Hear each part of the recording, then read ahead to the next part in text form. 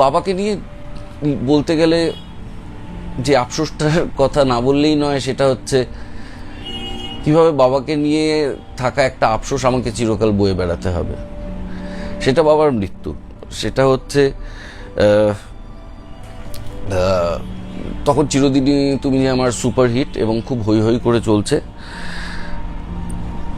তো একটি স্কুল থেকে বলা হলো যে বাবা মানে আমাকে ওদের স্কুলে গিয়ে প্রাইজ দিতে। আমি বললাম, আমি একজন সিনেমার হিরো, আমি গিয়ে প্রাইজ দিয়ে কি করব?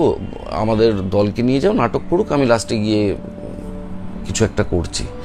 ওরা আমাকে অনুষ্ঠান করতে বলেছিল, কিন্তু আমার অনুষ্ঠান মানে আমি কি অনুষ্ঠান করব? তার থেকে নাটকের দল নাটক করুক, আমি গিয়ে প্রাইজ দেব।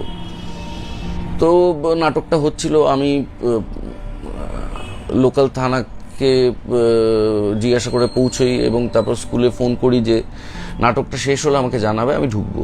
তারা মিথ্যে বলে যে নাটক শেষ হয়েছে।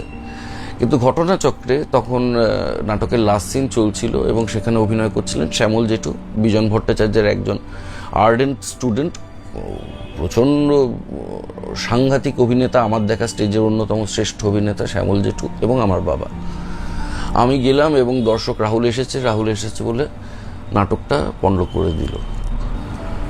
এইটা দুজন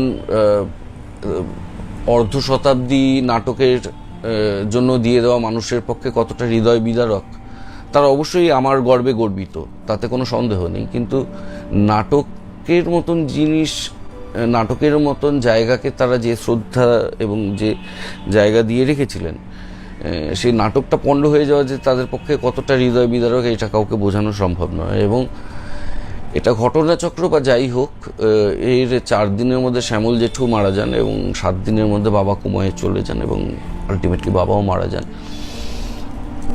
সেই আফসোসটা আমি চিরকাল বয়ে বেড়াই আমার বাবাকে নিয়ে, যে সেদিন আমি আর 15 মিনিট পরে পৌঁছলে হয়তো অন্য কিছু হতে পারত। কিন্তু কিছু ব্যর্থতা তো সন্তানের থাকবেই বাবা বা মাকে নিয়ে। সব কিছু তো সে ভালো করে উঠতে পারে না তার বাবা মার জন্য। তো এই ব্যর্থতাটা আমাকে বই নিয়ে বেরোতে হবে, কি করা যাবে।